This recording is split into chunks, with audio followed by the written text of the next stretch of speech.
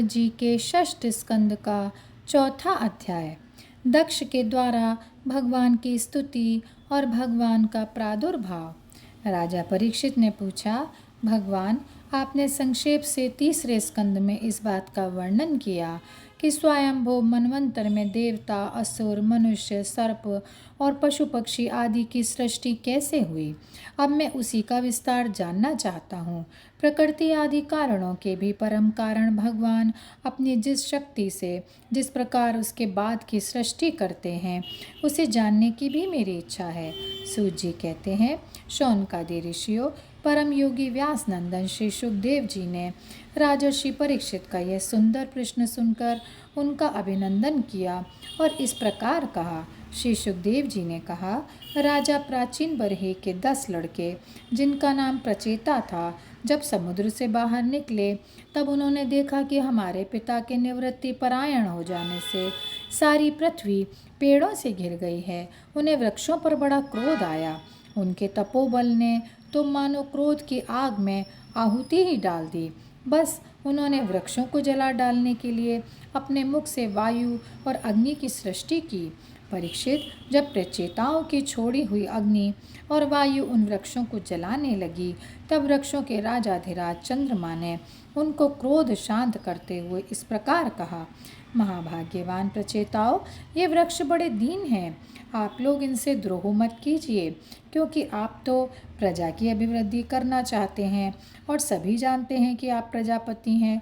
महात्मा प्रचेताओं, प्रजापतियों के अधिपति अविनाशी भगवान श्री हरि ने संपूर्ण वनस्पतियों और औषधियों को प्रजा के हितार्थ उनके खान पान के लिए बनाया है। संसार में पाखों से उड़ने वाले चर प्राणियों के भोजन, फल, पुष्प आदि अचर पदार्थ हैं। पैर से चलने वालों के घास, तृण आदि बिना पैर वाले पदार्थ भोजन हैं। आहत वालों के वृक्ष, लता आदि बिना हाथ वाले और 2 पैर वाले मनुष्य आदि के लिए धान, गेहूँ आदि अन्न भोजन हैं। 4 पैर वाले बैल, ऊँट आदि खेती प्रभृति के द्वारा अन्न की उत्पत्ति में सहायक हैं। निष्पाप प्रचेताओं, आपके पिता और देवादिदेव भगवान ने आप लोगों को यह आदेश दिया है कि प्रजा की सृष्टि करो। ऐसी स्थिति में आप वृक्षों को जला डालें, ये कैसे उचित हो सकता है। आप लोग अपना क्रोध शांत करें और अपने पिता, पितामह, प्रपितामह आदि के द्वारा सेवित सत्पुरुषों के मार्ग का अनुसरण करें। जैसे माँ बाप बालकों की, पलके नेत्रों की, पति पत्नी की, गृहस्थ भिक्षुकों की और ज्ञानी अज्ञानियों की रक्षा करते हैं और उनका हित चाहते हैं, वैसे ही प्रजा की रक्षा और हित का उत्तरदायी राजा होता है। प्रचेताओं, समस्त प्राणियों के हृदय में सर्वशक्तिमान भगवान आत्मा के रूप में विराजमान हैं। इसीलिए आप लोग सभी को भगवान का निवास स्थान समझें। यदि आप ऐसा करेंगे तो भगवान को प्रसन्न कर लेंगे। जो पुरुष हृदय के उबलते हुए भयंकर क्रोध को आत्मविचार के द्वारा शरीर में ही शांत कर लेता है, बाहर नहीं निकलने देता, वे काल क्रम से तीनों गुणों पर विजय प्राप्त कर लेता है। प्रचेताओं, इन दीनहीन वृक्षों को और न जलाइए। जो कुछ बच रहे हैं उनकी रक्षा कीजिए, इससे आपका भी कल्याण होगा। इस श्रेष्ठ कन्या का पालन इन वृक्षों ने ही किया है, इसे आप लोग पत्नी के रूप में स्वीकार कीजिए।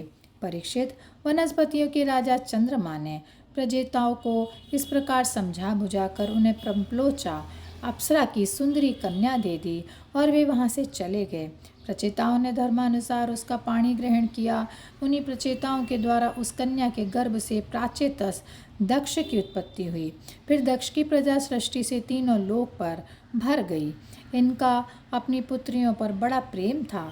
इन्होंने जिस प्रकार अपने संकल्प और वीर से विविध प्राणियों की सृष्टि की, वे मैं सुनाता हूँ, तुम सावधान होकर सुनो। परीक्षित, पहले प्रजापति दक्ष ने जल, थल और आकाश में रहने वाले देवता, असुर एवं मनुष्य आदि प्रजा की सृष्टि अपने संकल्प से ही की। जब उन्होंने देखा कि वह सृष्टि बढ़ नहीं रही है, तब उन्होंने विंध्याचल के निकटवर्ती पर्वतों पर जाकर बड़ी घोर तपस्या की। वहाँ एक अत्यंत श्रेष्ठ तीर्थ है, उसका नाम है अघमर्षण। वह सारे पापों को धो बहाता है। प्रजापति दक्ष उस तीर्थ में त्रिकाल स्नान करते और तपस्या के द्वारा भगवान की आराधना करते। प्रजापति दक्ष ने इंद्रियातीत भगवान की हंस गुहा नामक स्तोत्र से स्तुति की थी। उसी से भगवान उन पर प्रसन्न हुए थे। मैं तुम्हें वह स्तुति सुनाता हूँ। दक्ष प्रजापति ने इस प्रकार स्तुति की। भगवान, आपकी अनुभूति, आपकी चित्त शक्ति अमोघ है। आप जीव और प्रकृति से परे उनके नियंता और उन्हें सत्ता स्फूर्ति देने वाले हैं। जिन जीवों ने त्रिगुणमयी सृष्टि को ही वास्तविक सत्य समझ रखा है, वे आपके स्वरूप का साक्षात्कार नहीं कर सके हैं, क्योंकि आप तक किसी भी प्रमाण की पहुंच नहीं है। आपकी कोई अवधि, कोई सीमा नहीं है। आप स्वयं प्रकाश और परात्पर हैं। मैं आपको नमस्कार करता हूँ। यूँ तो जीव और ईश्वर एक दूसरे के सखा हैं तथा इसी शरीर में इकट्ठे ही निवास करते हैं, परंतु जीव सर्वशक्तिमान आपके सख्य भाव को नहीं जानता। ठीक वैसे ही जैसे रूप, रस, गंध आदि विषय को अपने प्रकाशित करने वाली नेत्र, घ्राण आदि इंद्रिय वृत्तियों को नहीं जानते, क्योंकि आप जीव और जगत के दृष्टा हैं, दृश्य नहीं हैं। महेश्वर, मैं आपके श्री चरणों में नमस्कार करता हूँ। देह, प्राण, इंद्रिय, अंतःकरण की वृत्तियाँ, पंच महाभूत और उनकी तन्मात्राएं, ये सब जड़ होने के कारण अपने को और अपने से अतिरिक्त को भी नहीं जानते, परंतु जीव इन सबको और इनके कारण सत्व, रज और तम इन तीन गुणों को भी जानता है, परंतु वह भी दृश्य अथवा ज्ञेय रूप से आपको नहीं जान सकता, क्योंकि आप ही सबके ज्ञाता और अनंत हैं। इसलिए प्रभो, मैं तो केवल आपकी स्तुति करता हूँ।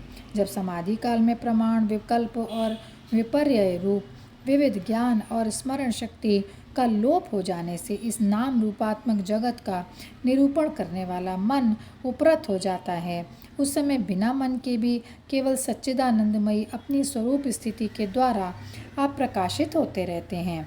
प्रभो, आप शुद्ध हैं और शुद्ध हृदय मंदिर ही आपका निवास स्थान है। आपको मेरा नमस्कार है। जैसे याज्ञिक लोग काष्ठ में छिपे हुए अग्नि को सामिधेनी नाम के 15 मंत्रों के द्वारा प्रकट करते हैं, वैसे ही ज्ञानी पुरुष अपनी 27 शक्तियों के भीतर गूढ़ भाव से छिपे हुए आपको अपनी शुद्ध बुद्धि के द्वारा हृदय में ही ढूंढ निकालते हैं।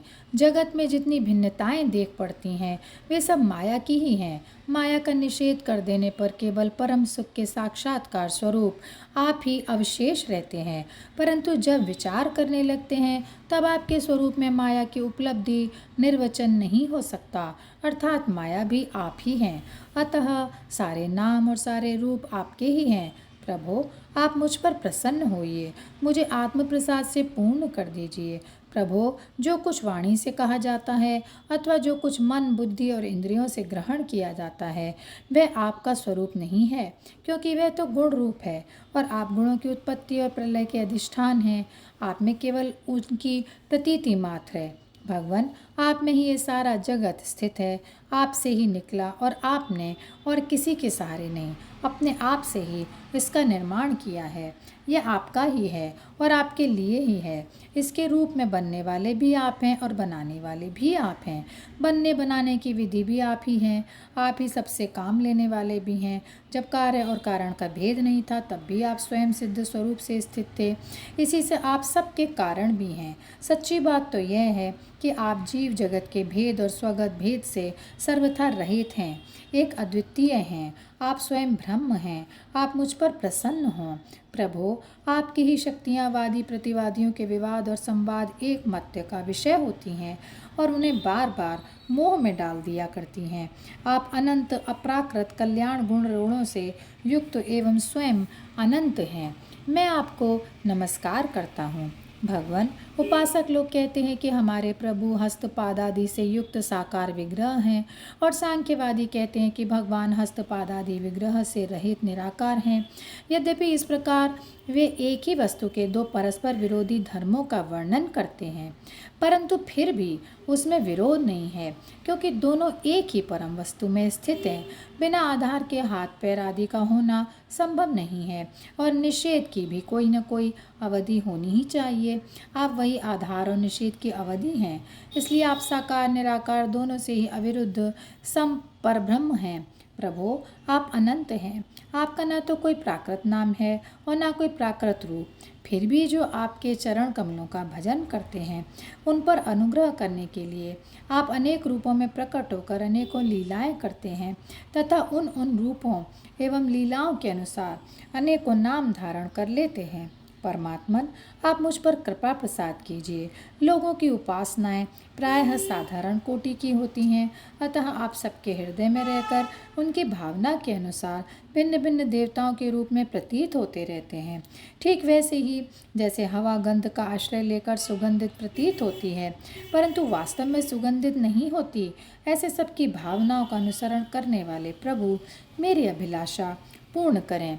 श्री सुखदेव जी कहते हैं, परीक्षित, विंध्याचल के अघमर्षण तीर्थ में जब प्रजापति दक्ष ने इस प्रकार स्तुति की, तब भक्तवत्सल भगवान उनके सामने प्रकट हो गए।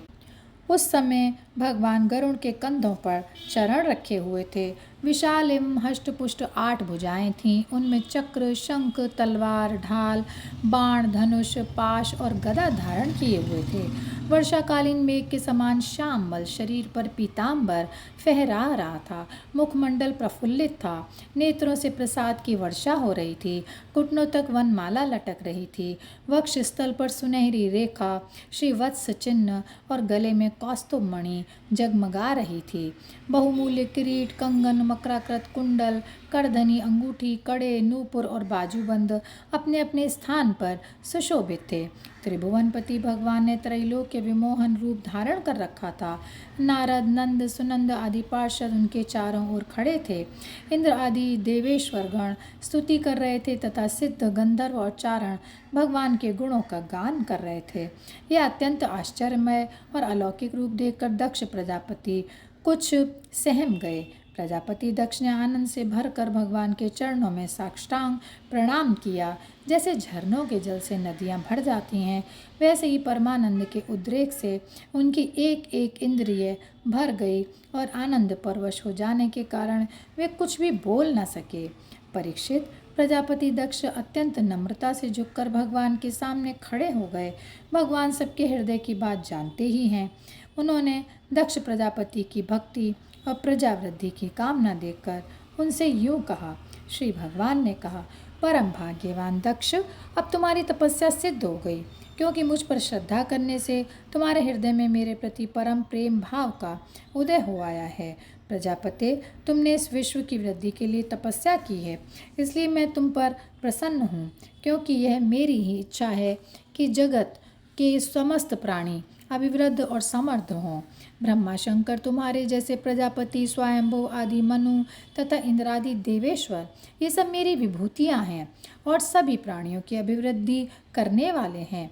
ब्रह्मन, तपस्या मेरा हृदय है, विद्या शरीर है, कर्म आकृति है, यज्ञ अंग हैं, धर्म मन है और देवता प्राण हैं। जब यह सृष्टि नहीं थी तब केवल मैं ही था, और वह भी निष्क्रिय रूप में। बाहर भीतर कहीं भी और कुछ भी न था। न तो कोई दृष्टा था, न कोई दृश्य। मैं केवल ज्ञान स्वरूप और अव्यक्त था। ऐसा समझ लो मानो सब ओर सुषुप्ति ही सुषुप्ति छा रही हो।